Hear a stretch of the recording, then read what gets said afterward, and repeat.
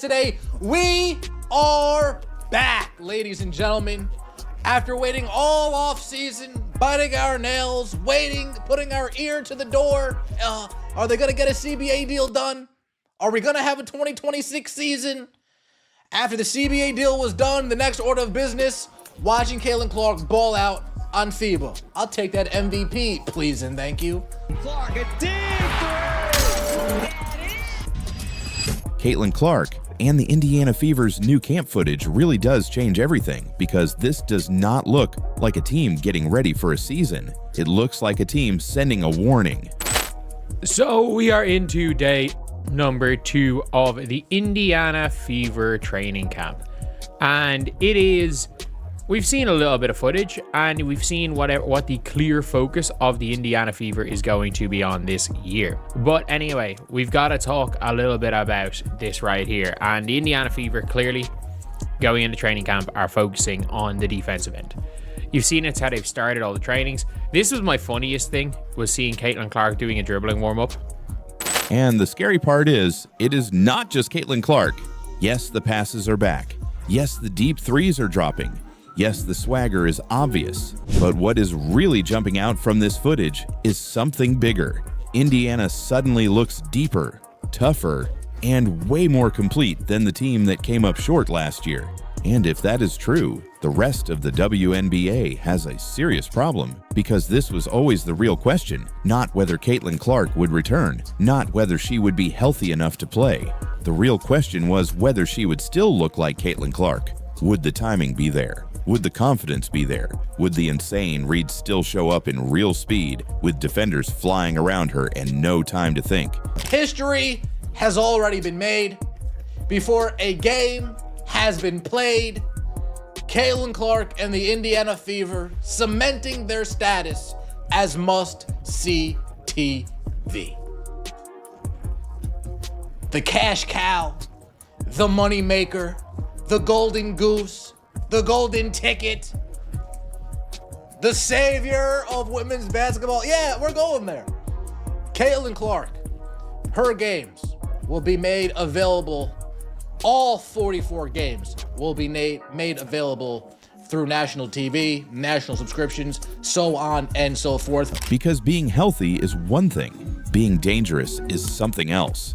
And from the first camp clips, Caitlin does not look careful. She does not look limited. She does not look like someone easing back into rhythm. She looks dangerous again. You can see it in the passes immediately, not the safe ones, not the easy ones. I am talking about those one-handed lasers and no-look feeds that make you stop the clip and ask how she even saw that. There was even that pass to Myisha Hines-Allen where the ball got there so fast. The reaction basically said it all. That is not someone testing her body. That is someone trusting her instincts at full speed. Come on, man. Caitlin going to work out here, dog. Love it. And then I saw this clip. Look at, watch this. Caitlin throw a nice pass down to Allen, and then watch how Allen turn around and look at Caitlin. Look at it. And she turned around looking like, man, what? I didn't think that was coming so fast.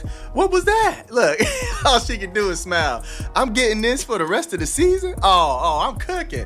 I'm cooking. Look at that smile. Beautiful work. Now, and that is when this whole thing starts to feel different. Because when Caitlin Clark is fully trusting her instincts, Indiana's offense changes shape.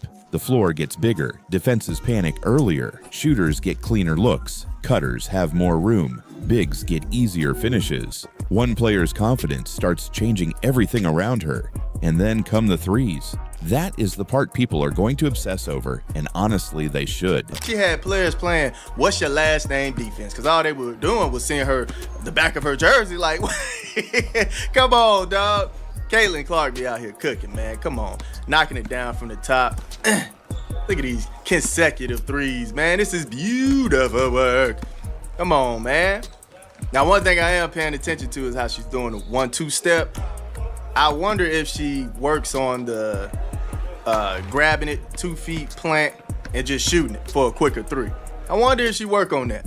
Because it is not just that she is making them. It is how she is making them. Off movement, off the dribble, with a hand up, from deep enough to bend the defense before the possession even starts, That is not a player trying to find rhythm. That is a player who already found it. But here is where the story gets scary for the rest of the league. This is no longer just about Caitlin Clark looking good. It is about the fact that the roster around her suddenly makes a lot more sense. Indiana did not just keep talent this offseason, they kept belief. And that matters more than people realize. Kelsey Mitchell could have left. She had every reason to.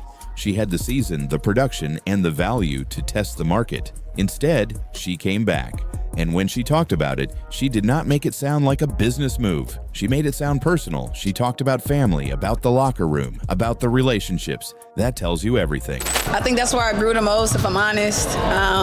It was at a time where, like I said, I mean, it sounds cliche and it sounds boring, like the same song and dance, but this place was empty for a long time when I first started my career here. And I knew what it was like to connect with the fans on a personal level because, you know, we didn't have as much, you know, leeway to, like, really engage. And so me being outside was just me being a family person, me being a person, me being a human, really, because at the time we didn't have that many fans, and so the fans that did come out and support, it meant a lot to me, and it was just a way of showing appreciation, really, man. I wouldn't trade it in because it kind of made me get to this point in my career, but I wouldn't be anybody without that. Players do not talk like that when they think a team has hit its ceiling. They talk like that when they believe something real is building. And Mitchell coming back is massive because her fit with Clark is one of the hardest things in the league to guard. If a defense sells out to stop Caitlin, Mitchell attacks downhill and punishes them.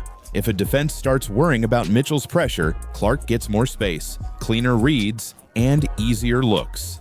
It is a brutal combination when it is clicking.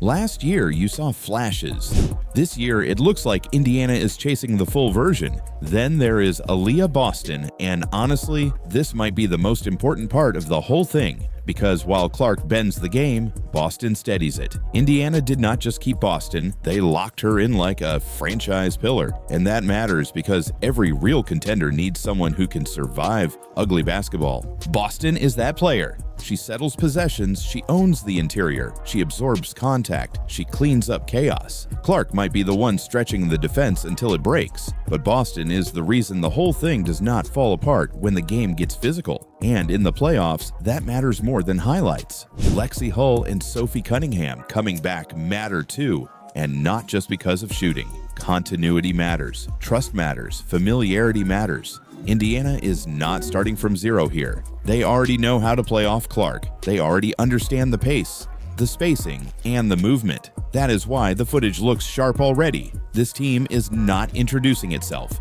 It is accelerating.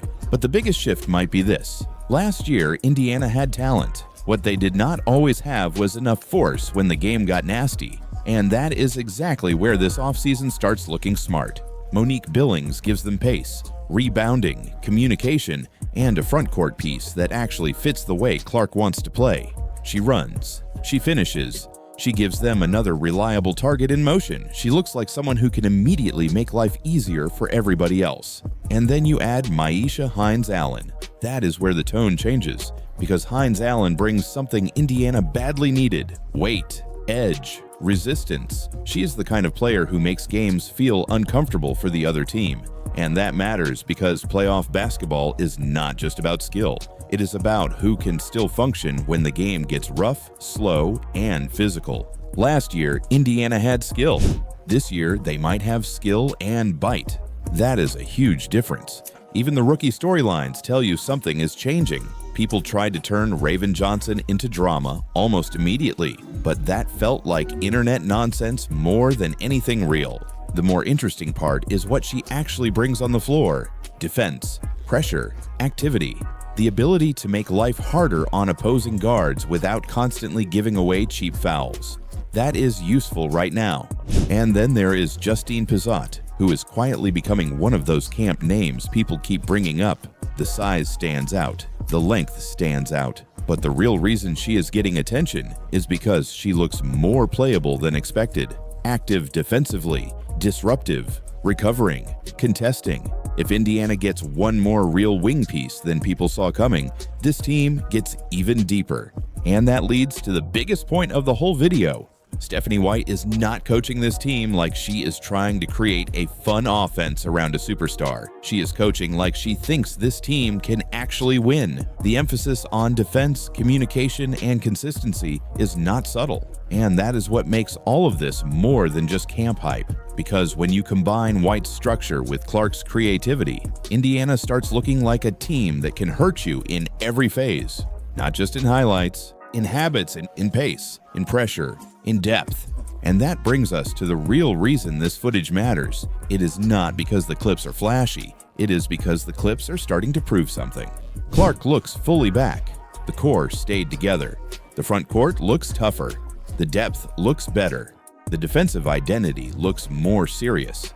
And for the first time, Indiana does not just look exciting, they look complete. That is the word, complete.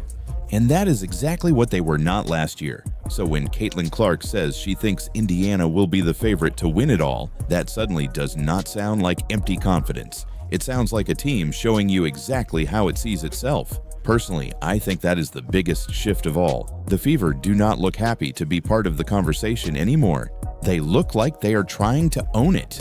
So yes, this new camp footage changes everything. Not because practice clips guarantee banners, not because social media always tells the truth, but because for the first time, Indiana looks like a team where the talent, the chemistry, the toughness, and the belief are all lining up at once. And when that happens, contenders stop looking theoretical. They start looking real. If you are still watching, drop Fever Ready in the comments.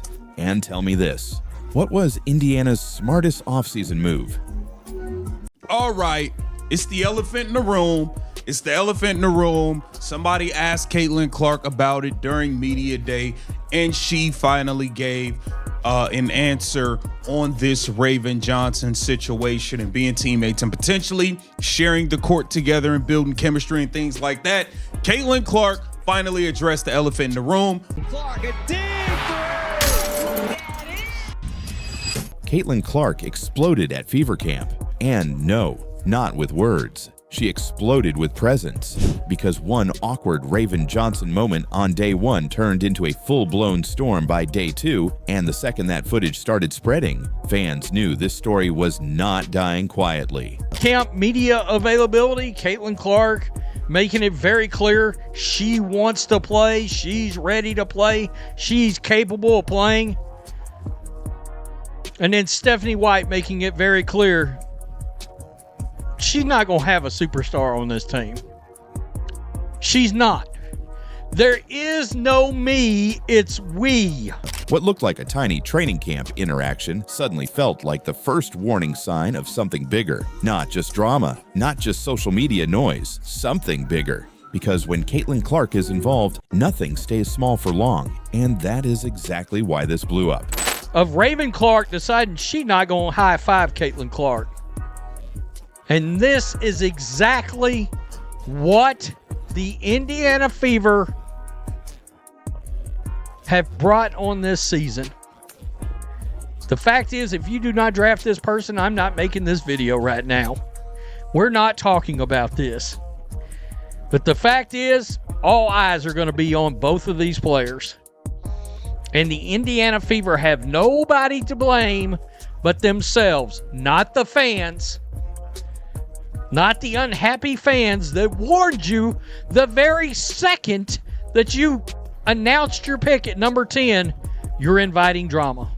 The clip itself is simple. Players are moving through a normal high-five line. Routine stuff, automatic stuff, the kind of thing nobody ever talks about. Then Caitlin steps forward, hand ready, and Raven Johnson appears to step back, lower her head, and the contact never happens. That is it. No shouting, no confrontation, no obvious scene. But the energy of the moment breaks instantly. And sometimes that is all it takes. Because the second fan saw it, the internet split in half. One side said it was blatant disrespect. The other side said people were forcing a narrative out of nothing. But once Caitlin Clark is in the middle of a clip, there is no such thing as just a random camp moment anymore. We all know there has been a bunch of nonsense surrounding this Raven Johnson selection. Me personally, I'm now rooting for Raven Johnson. I want her to play well. with Caitlin Clark and the Indiana Fever, as I do all the players on the team. But with the draft pick, there was a lot that came with that. There's a lot going on with South Carolina fans and Caitlin Clark fans online and stuff like that. People getting threatened, all types of stuff. It has gone way too far. Like, it's not that serious. Every look gets replayed. Every movement gets slowed down. Every tiny detail gets treated like evidence. And that is where this stopped being a clip and started becoming a storyline. Because fans did not watch that moment in a vacuum. They watched it with everything Caitlin already brings into the room. The spotlight, the pressure, the attention, the division, the obsession. Caitlin is not just another player in camp. She is the center of gravity. She changes the temperature of the gym the second she walks in. So when something even slightly awkward happens around her, people do not shrug and move on. They start connecting dots. And that is why Raven Johnson became the center of this debate almost immediately. Fair or not, fans were never going to treat that clip like an isolated mistake. The second they saw that missed moment, they started reading into it. Tension, discomfort, resistance. Maybe even the early signs that not everybody inside that building is fully comfortable with how much Caitlin Clark changes the team the moment she steps on the floor. Now, does that one clip prove all of that? Number. But did it unlock that conversation instantly?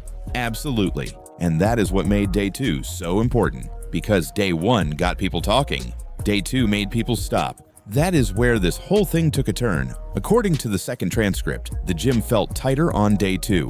The players looked sharper. The energy felt more alert. Even the warm-up did not feel normal anymore. Why? Because now everybody knew the cameras were rolling. Everybody knew the first clip was already out there. And everybody knew Caitlin Clark was walking right back into the middle of it. That kind of pressure changes a building before the ball even starts moving. And then Caitlin started playing. That is the real pivot in this story. Because once the basketball kicked in, this stopped feeling like internet drama and started feeling like a warning. The transcript describes a stretch where Caitlin began controlling everything. The reads got quicker, the spacing got cleaner, the pace changed. A pass split open a gap that should not have been there. A pull-up created space instead of waiting for it. Possession after possession, the gym started reacting to her instead of the other way around. Not loud, not flashy, just complete control. And that kind of control does something to people. It makes them hesitate. It makes them second guess. It makes them feel the shift before they can even explain what changed. That is the explosion, not some emotional outburst, not some dramatic meltdown. The explosion was impact. The explosion was control. The explosion was watching one player bend the energy of the entire gym without needing to say a single word. And once that happened, the first clip started feeling heavier. Because now the question was not just, did Raven Johnson disrespect Caitlin Clark? Now the question became, what happens when the biggest star in the building is also the one taking over the building? That is when the pressure really starts. Because if you are a teammate, that changes everything.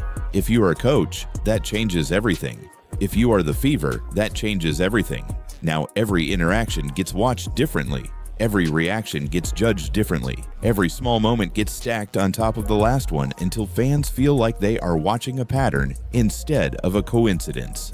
That is how stories like this grow. Not because one clip proves everything, but because every next clip starts feeding what people already believe. And make no mistake, this is exactly the kind of story that can swallow a team early if they are not careful. Because training camp is supposed to be where chemistry gets built quietly. Instead, Indiana is trying to build chemistry while the entire internet is dissecting body language. That is a problem, because if camp already feels this tense, what happens when the real pressure starts? What happens when minutes get cut, touches get reduced, and somebody has to sacrifice? What happens when frustration is no longer just hypothetical? That is when little moments stop being little. That is when they come back. Now, to be fair, yes, there are people saying this whole thing is overblown. They think the clip got taken out of context. They think fans are reading too much into body language because Caitlin Clark is involved. And that is possible. This is not hard proof of some giant locker room war. But that does not make it harmless. Because sometimes perception becomes pressure long before the truth catches up. And in a situation like this, pressure changes behavior. Pressure changes chemistry. Pressure changes the way people move around each other. That is why this matters. And here is why Caitlin comes out of this looking stronger, not weaker. She did not force a response. She did not create a scene. She did not feed the chaos. She stayed focused. She stayed composed. She kept competing. And that matters because in a moment like this, the calmest person in the storm usually ends up looking like the strongest person in the room. While everybody else was debating the clip, Caitlin looked like the one person who understood the fastest way to answer noise is to control the floor. And that is my biggest takeaway from all of this. I do not think this one clip proves every wild theory flying around online, but I do think it exposed something real. It exposed how fragile the energy around this team already feels. It exposed how quickly anything involving Caitlin Clark turns into a full-scale battle online. And most importantly, it exposed that by day 2, Caitlin did not look rattled. She looked like the player dictating everything.